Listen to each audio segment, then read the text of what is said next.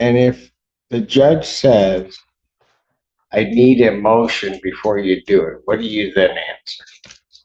I would ask the judge, what is the legal basis for making that requirement? And the judge is going to say, because I said so.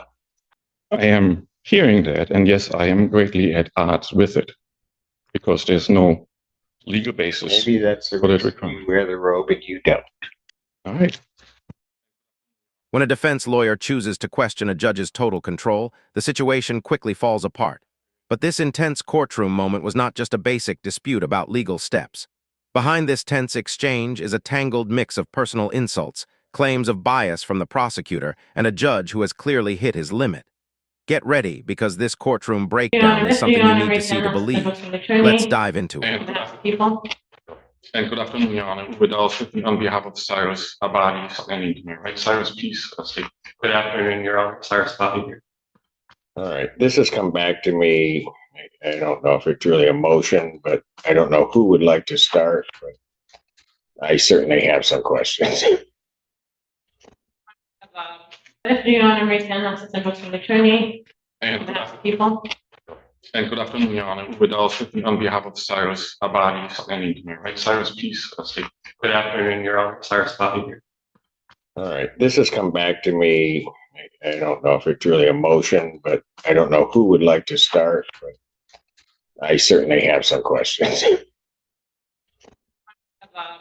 A written response, or whether or not you could give an oral response.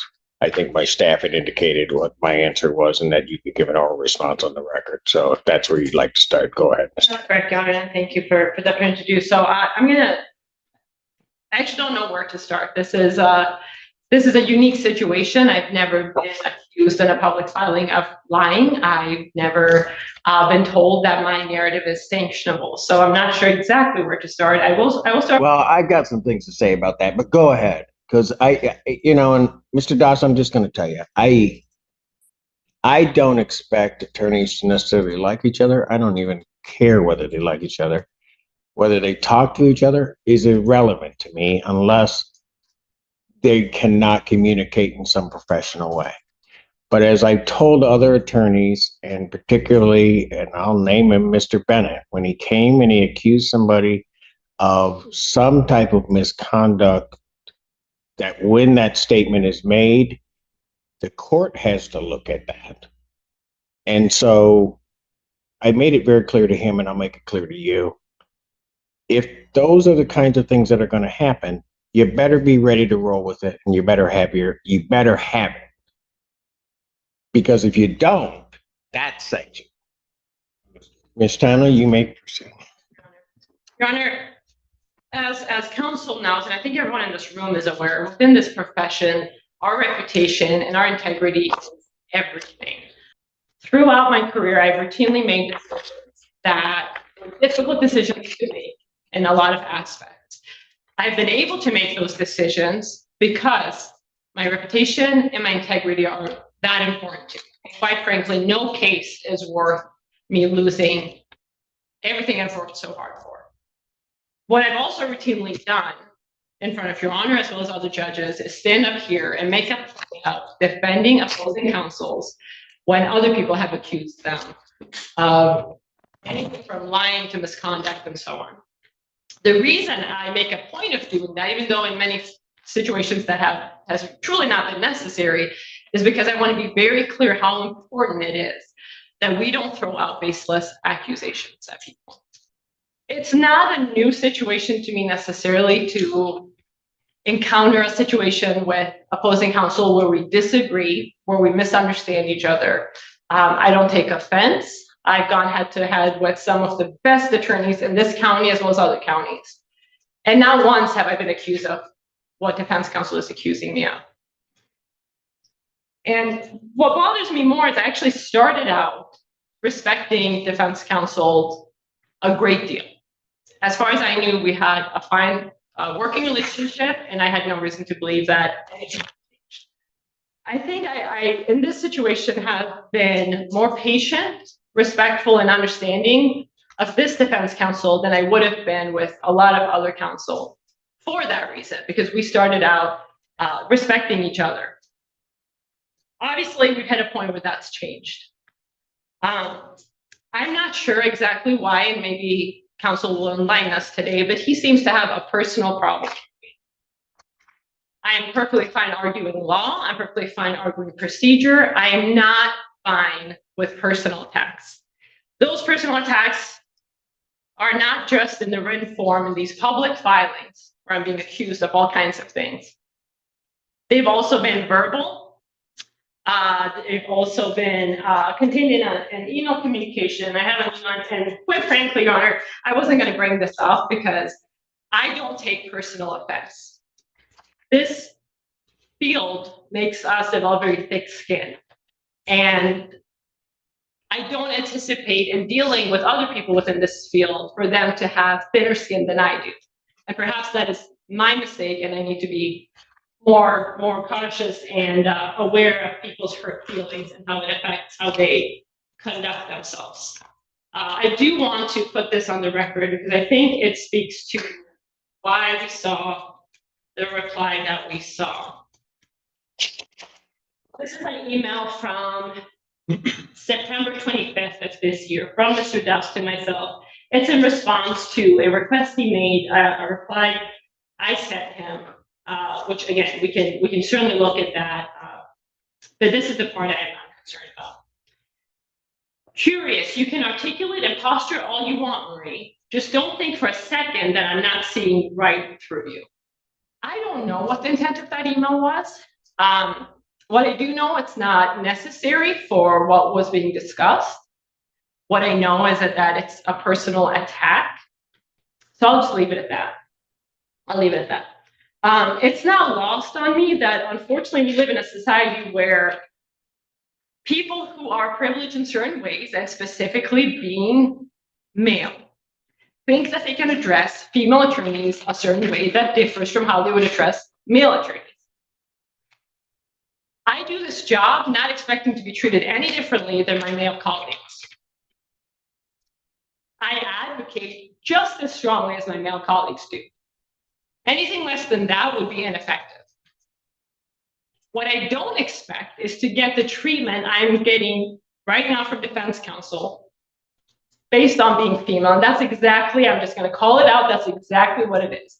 I highly doubt that any of my male colleagues from our office would have been treated the way I've been treated by defense counsel. And even though I probably shouldn't be shocked at this point, having done this job as long as I have, I truly am. Because in working with many different male, female counsels of all backgrounds, this is the first time it's risen to this level. And that's saying something. What's even more concerning to me is that it was done in a public filing. Now, I realize, and I've come to understand that defense counsel's feelings were hurt by what he seems to believe is attitude for me or my treatment of him. I have not treated him any differently than I would treat any other counsel. I've conducted myself in a professional manner when I could. There are times where we have very intense discussions, and that's not out of any kind of intent to offend anyone. I'm quite shocked that defense counsel is as offended as he is by me in the job I've been doing. I was also shocked to read what he wrote. My hope is, because I try to get— Are you talking about what, and I don't mean to interrupt you, but you're talking about what he wrote in his response? In the reply, specifically in paragraph 5. My hope is that counsel's kind of passions and hurt feelings took over, and that logic and common sense just didn't catch up quick enough before he filed that reply. So with the court's permission, I'd like to offer him an opportunity to essentially withdraw paragraph 5 of his reply and ask the court to strike it from the public record. I think that's the appropriate thing to do. I'm not going to sit there and ask for an apology, but at the very least, that is what he could do to remedy the situation. And I do have serious concerns about his ability to efficiently represent his client when he seems to have such hurt feelings and such a personal problem with. So that might be something he might want to consider. And I'm not going to discuss the case. That's something I appreciate the opportunity to put that on the record. I felt the need to defend myself. Judge Barr was present for a great deal of our conversation, actually all of our conversation in chambers. And I'll kind of leave it at that. As to that issue, and I great hesitation in saying this, and certainly Mr. Duss, you can respond if you want to that. When let me just say this before you respond. I've read over the years a number of your pleadings, both from you and both from those in your office. I'm trying to be careful in the way that I put this. What I read when I received that, I was surprised. Surprised, and I will say a little bit taken aback. Mainly because, and you know me, I'll just be blunt, I expected better from you. So, and I say that not with any thought as to how I would rule on this issue, because that wasn't really what was playing into my mind. I just expected better. Go ahead, Mr. Doss. Thank you. This is not personal, Judge. This is professional. Which part? What I have put in writing and submitted to the court. No, Mr. Doss. And I'll let you go on. But no, this was clearly personal. I have been reading briefs and preparing briefs, memorandums for over 30 some odd years. I've been reading them as a judge for over a quarter century. If I say to an attorney that I'm taken back by what you put in and that I expected better, you can take that however you will. You can defend yourself. You can say I'm all wrong, that I'm washed up, that somehow or another you can say whatever you want. But I don't say it unless I mean it. Understood. Go ahead. Well, I'm an honest man. Ms. Tanner is quite skilled at doing one thing and then portraying it as something else. On September 23rd in chambers with Judge Bauer, she brought up a legal issue for which there is no support, no authority. We sought to have a conversation about that, and there was no conversation to be had with Ms. Tanner. And so the exam ended up being adjourned because Judge Bauer at the moment was not in a position to decide any of this. The legal issue before the court is, there's no dispute that preliminary examinations are governed by statutes, court rules, and the Michigan Rules of Evidence. And under those rules, under MRE 4482C, defense counsel at exam at a CSC case may inquire about what is permitted within those rules. The proposition before the court is raised at the last occasion is that for defense counsel to elicit evidence under that rule at exam, there first has to be a motion and offer of proof. For that proposition, there's no authority whatsoever. Okay, Mr. Doss, can I just stop you since you want to get into the substance of it? Let me just say this. All the years I've been sitting on the bench, the rape shield statute has applied at preliminary examination. Because if it didn't, it frankly makes no sense. To say to someone, we afford you these protections from this intrusion into your life here, but we don't do it here, makes no sense. Because it's one of those things that once the cow has left the field, it's out. It's just there. And so it doesn't make any sense. Moreover, Mr. Doss, I was a bit surprised by it because your colleague, Mr. Shea, has argued the rape shield at preliminary examination, I believe on 2 occasions, but certainly one before me, and never indicated, never said whatsoever that it does not apply at preliminary examination. Go ahead. Well, the authority that there is on that issue is to the contrary. I believe it, I put it in writing. I provided the court with the authority. What in fact I did was, I did not submit an advocacy piece. I did not, I'm not asking anything of the court. I'm not trying to convince the court of anything. I advised the court on what the law is.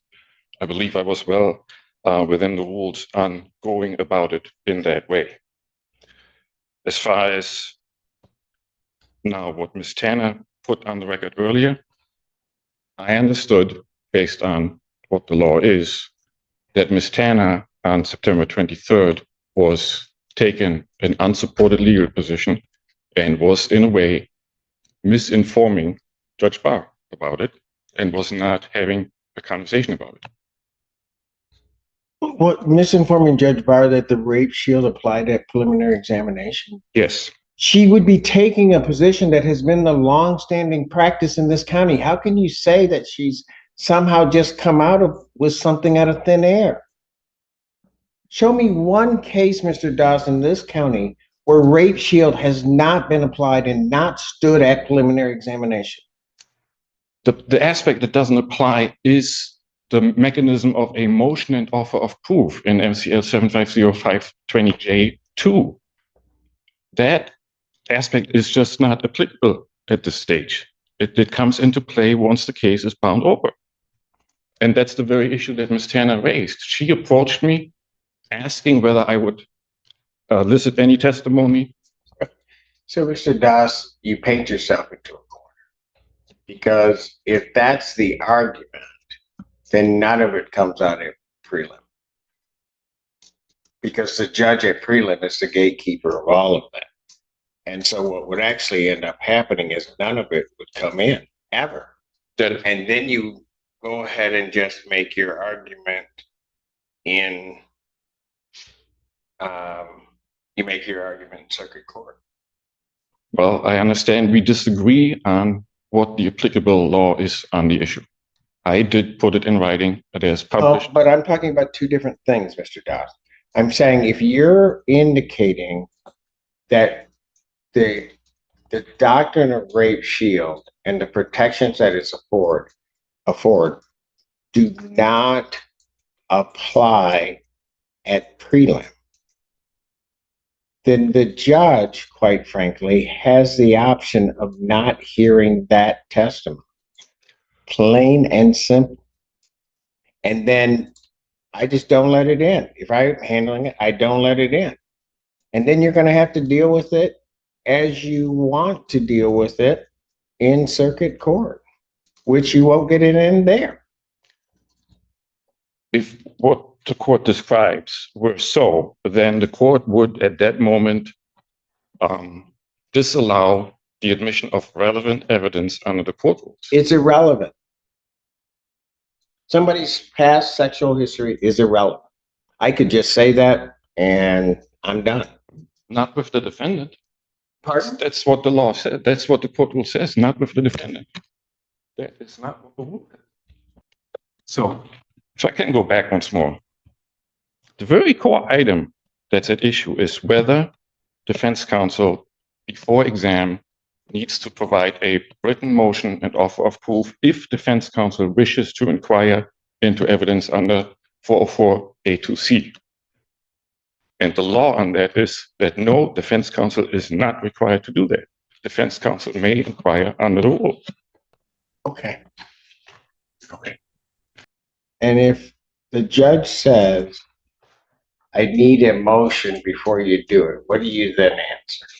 I would ask the judge, what is the legal basis for making that requirement? And the judge is going to say, because I said so. I am hearing that, and yes, I am greatly at odds with it, because there's no legal basis. Maybe that's the reason you wear the robe and you don't. All right. I did submit in writing what I know the law to be, and stand by that. Anything additional, Mr. Tapp? At this point, Your Honor. Right. This court is ready to rule so that there's an order that Fashion Judge Barr can deal with.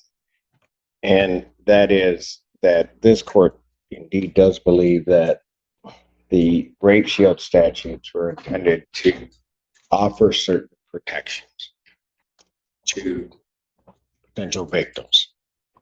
that evidence, this specifically needs to be noted, that evidence shall not be elicited at preliminary examination in any greater or lesser fashion, but in the same manner as that evidence would be alluded to at trial. To do otherwise would make the rape shield a nullity in its entirety. And so therefore, that evidence will not be allowed until such time as the court has had an opportunity to see what evidence is proffered at preliminary examination, is going to be proffered at preliminary examination. Tanner, you will prepare the order. I will sign off, and that is the ruling of the court.